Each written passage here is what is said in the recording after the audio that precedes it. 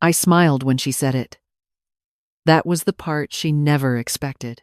She had stood in the doorway of my own kitchen, her arms crossed, her voice sharp as a letter opener, and told me to pack my things.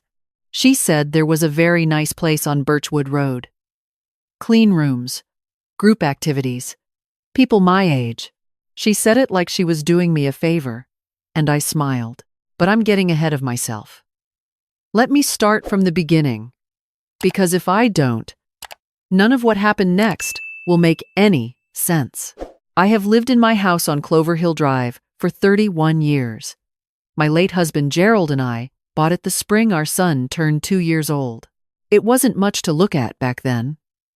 One of those plain ranch-style houses with a concrete porch and a leaky garage. But Gerald painted the shutters dark green, and I planted rose bushes along the front walk, and by the time my son started kindergarten, it felt like the most permanent thing in the world. Ours. Truly ours. Gerald passed away 9 years ago. Pancreatic cancer. 14 weeks from diagnosis to the last morning. I held his hand. I won't spend much time on that part, because it still costs me something to put it into words. And this story isn't about grief. It's about what happens when you love someone too much and trust them too completely. And how the house you shared with the man you loved nearly slipped right out from under you because of it. After Gerald died, I managed on my own. I want to be clear about that. I was 62 years old, but I was not fragile. I had worked as an office manager for a dental practice for 26 years. I knew how to balance accounts, handle paperwork, stay organized. My pension was modest, but enough. The house was paid off. Gerald had insisted on that before he got sick. Bless him. So my expenses were manageable. I had my neighbor Carol from across the street, who had been my closest friend for 16 years by then. I had my church group on Wednesdays. I had my garden. I was not lonely in any dangerous way. I was simply a woman who had learned to take up less space after the person who made her feel largest was gone. My son called me every Sunday. He lived about 2 hours away with his wife, in an apartment they had rented since before their wedding. He worked in logistics for a regional distributor, steady work. Not glamorous, but he had always been dependable. His wife, I had known for 7 years by the time any of this started. She was not a warm woman. I had understood that from early on. She was efficient. She gave compliments the way some people give out change, counting carefully, making sure she lost as little as possible. But she was not unkind. Not openly. Not then. My son loved her, and I loved my son, so I kept my opinions close and my mouth shut, and I focused on the parts of her that were easy to appreciate. My son lost his job in the spring. The company restructured, and his entire department was eliminated in a single afternoon. He called me that night, and I could hear the particular silence of a man trying not to sound afraid. He said they had savings, but not much. He said his wife was still working, but her income alone wouldn't cover their rent, plus their car payment, plus everything else.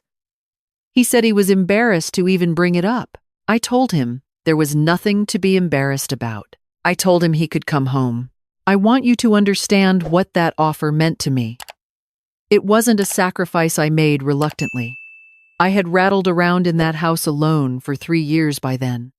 The guest room sat empty. There was always too much food for one person and not enough reason to cook it. My son coming home felt like a gift, not a burden.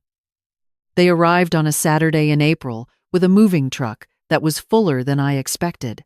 My daughter-in-law walked through each room of my house the way a hotel inspector walks through a room, observing, evaluating, not quite approving. She rearranged the furniture in the guest room without asking. She replaced the shower curtain in the hall bathroom within the first week. Small things. I told myself they were small things. The first few months were good. My son helped me fix the gutter that had been sagging since October. We watched football on Sunday afternoons. I cooked most evenings, and we ate together at the kitchen table. And sometimes it felt almost like it used to when he was young, and this house was full in the right ways. I was happy, genuinely happy. My daughter-in-law found a new job by June. A better one than she'd had before.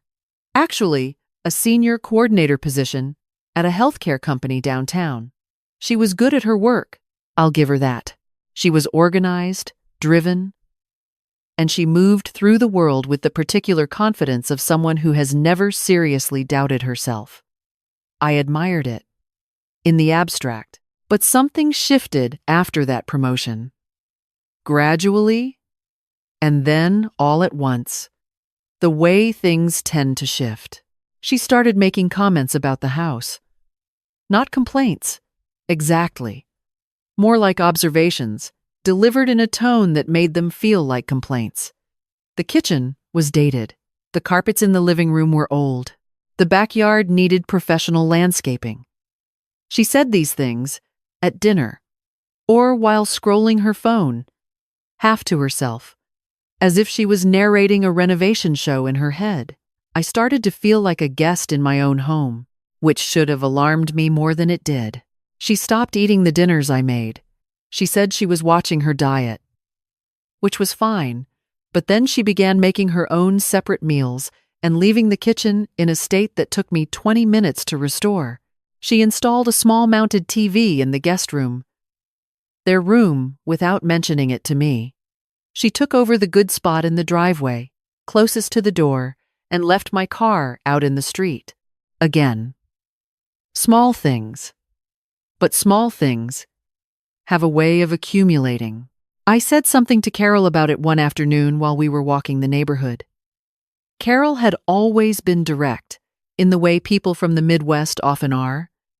She said what she thought, without needing to dress it up. She listened to everything I described, and then she said, "Dorothy, you need to make sure your name is still on everything." I told her of course my name was on everything. She said, "Good. Keep it that way." I thought about that conversation more than I let on at the time. My son started working again by fall. A warehouse supervisor position. Not quite what he'd had before, but steady. I hoped things would improve. And in some ways, they did. My son was around more, less stressed. We fell into a rhythm that felt livable, but my daughter-in-law had established a kind of social architecture in the house, by then an unspoken hierarchy, and I had drifted down through it without quite noticing until I was at the bottom. By the second year, there were days she didn't speak to me at all. Not in an aggressive way. Simply as though I weren't there. She would walk into the kitchen while I was making coffee and open the refrigerator and close it and walk back out, and the entire sequence would happen as if I were a piece of furniture she had learned to navigate around.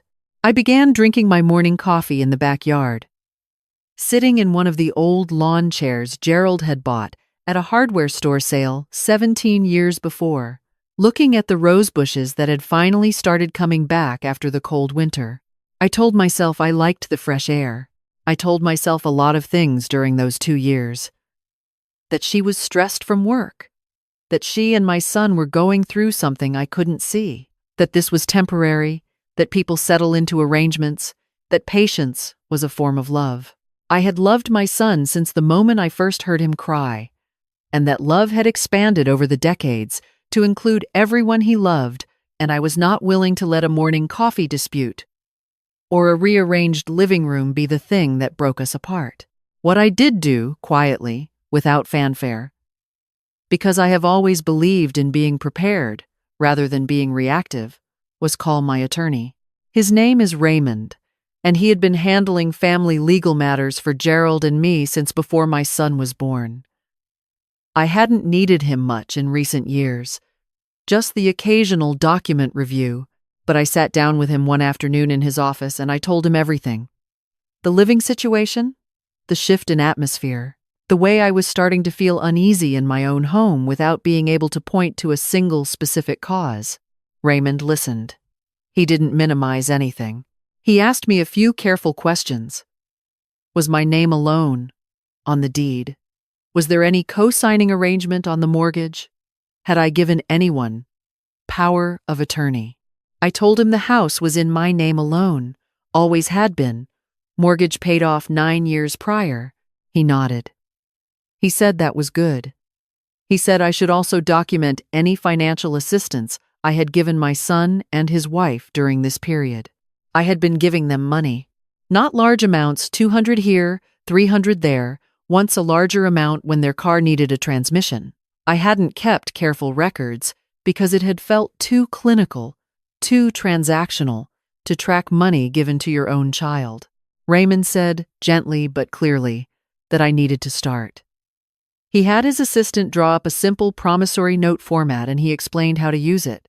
He said I didn't need to make it a conflict, just document going forward and try to reconstruct what had already been given. I went home and I wrote everything down in a notebook. Dates, amounts, what the money was for. I had bank records going back 3 years. I estimated what I couldn't confirm precisely and noted those as estimates. By the time I was finished, the total was close to $50,000.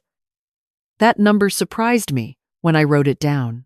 $50,000 given in pieces small enough that I had barely felt them going.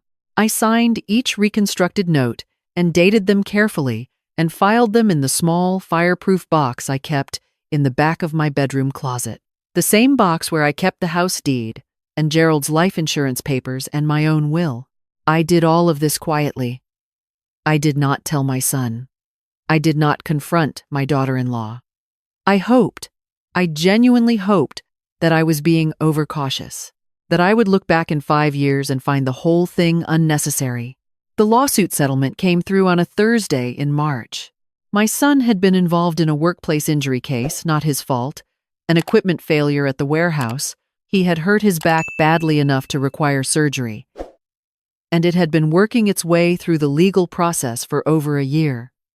I knew about the case. I had driven him to medical appointments. I had helped him organize paperwork for his attorney. The settlement was $480,000 after legal fees. He called me from the parking lot of his attorney's office. His voice was the way it used to sound when he was a boy, and something extraordinary had happened, that particular pitch between disbelief and joy. I told him I was so glad. I told him he had earned every penny of it for what he had endured. I meant every word. That evening, they ordered dinner in a nice restaurant, delivered. The kind of thing they rarely did. My son knocked on my bedroom door and asked if I wanted to eat with them.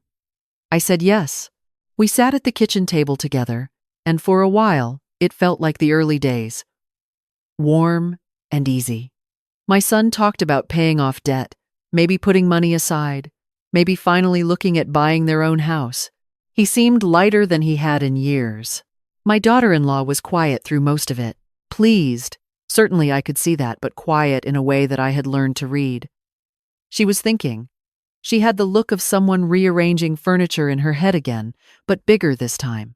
Not the living room. Something larger. I said goodnight around 9 and went to read in my room. The next morning I woke early, as I always do, and went to make coffee. It was a Friday.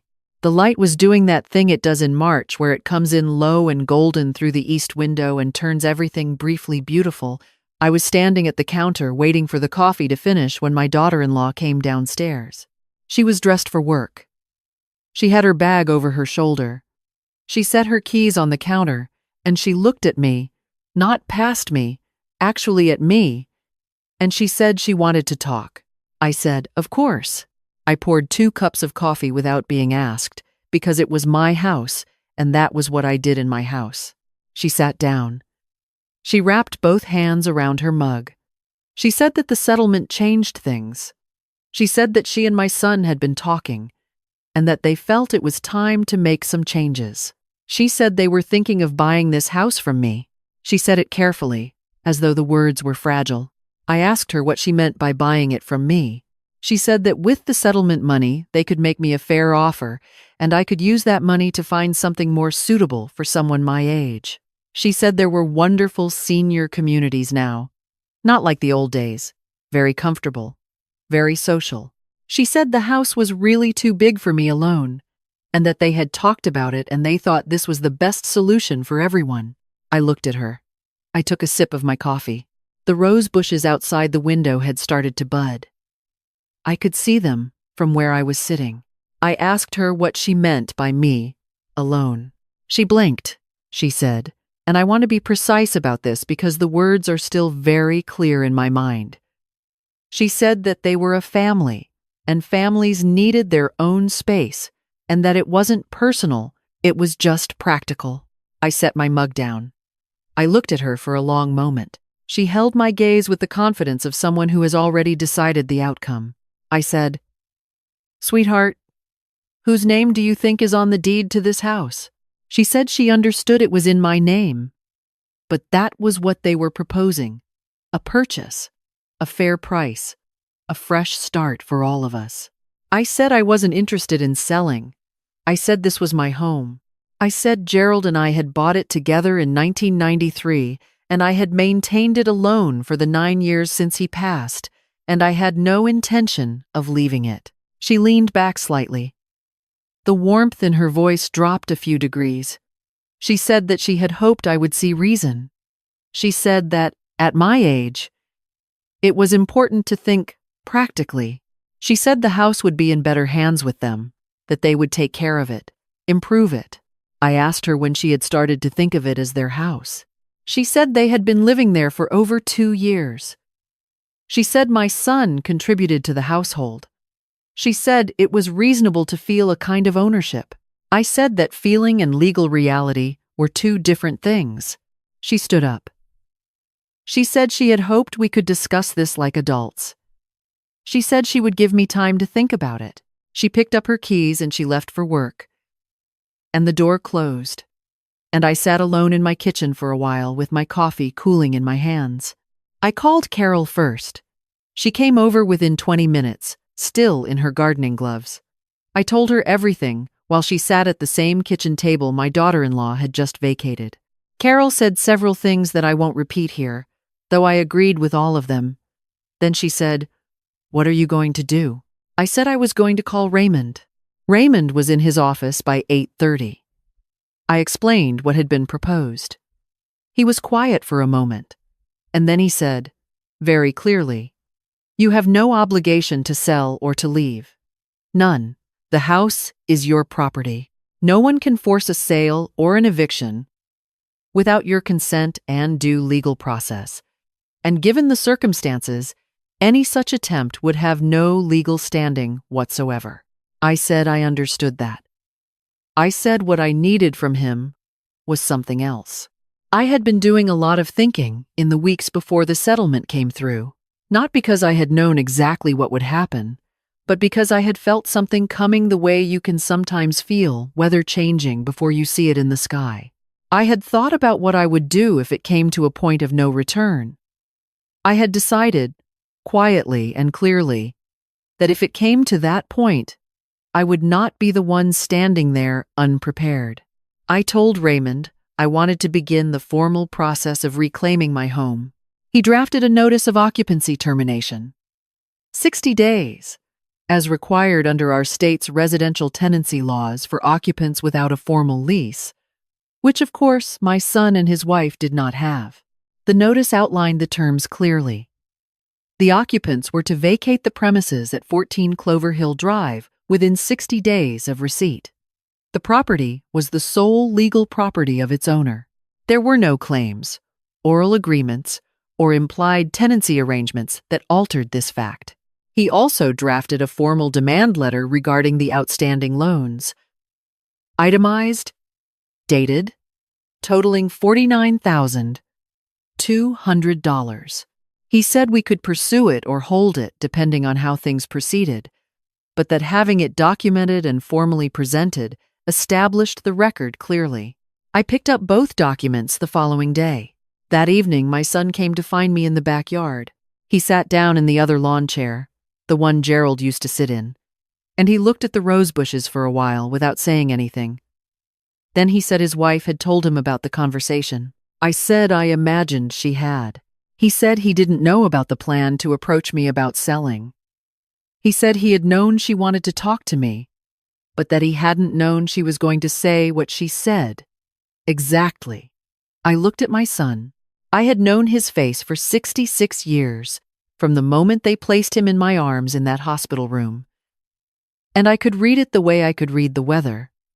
He was telling the truth. He also wasn't not telling the truth, if you understand what I mean. He had known something was coming. He had let it come. I said, "You know this is my home." He said yes. I said I needed them to leave. Not because I didn't love him. I did. I always would. In that complete and non-negotiable way that mothers love their children, but because what had been building in this house over 2 years had become something I could not continue to live inside. I said I should have addressed it sooner. I said that was my mistake, and I owned it. He was quiet for a long time. Then he said, "Where are we supposed to go?" I said they had nearly $500,000. I said they could go anywhere. He nodded slowly. He looked at the rose bushes. I handed him the envelope with Raymond's notice inside. I told him it was formal and that he should read it carefully. I said I had also had Raymond document the loans I had given them over the past 2.5 years, nearly $50,000, and that I was not going to pursue repayment. That was my choice. I was writing it off as a mother's gift. But I wanted him to understand that the support I had given them was real and documented, and that I had not been operating from a position of ignorance. He looked at the envelope for a moment. He took it. We sat outside for a while longer after that. I'm not sure either of us had anything left to say that evening. The sun went down behind the houses across the way, and the air got cold, and eventually we both went inside separately. They left in 6 weeks. My daughter-in-law did not speak to me again after the night I gave my son the envelope. She moved through the house in a silence that was different from the silence she had perfected over 2 years. Tighter, thinner, like a wire pulled too taut. My son and I had 2 more real conversations during those weeks. They were hard conversations, the kind where you say things that needed to be said years ago, and the saying of them is both a relief and a grief at the same time. I told him I loved him. I told him I was disappointed. I told him I hoped that when the dust settled, he would look back at this period honestly and understand what he had allowed to happen in the name of keeping the peace. He said he understood. I believe he did. Partially. Maybe more will come later. The morning they loaded the last of their things into the moving truck, I stood in the kitchen, making coffee the way I always had. I heard the front door close. I heard the truck engine start. I heard it pull away. Then I stood in my kitchen, in the golden March light, and I drank my coffee without going outside. Carol came over that afternoon with a pot of soup. She sat at the kitchen table, and we talked until it was dark. And we had moved through every emotion I had stored up over 2 years without quite naming.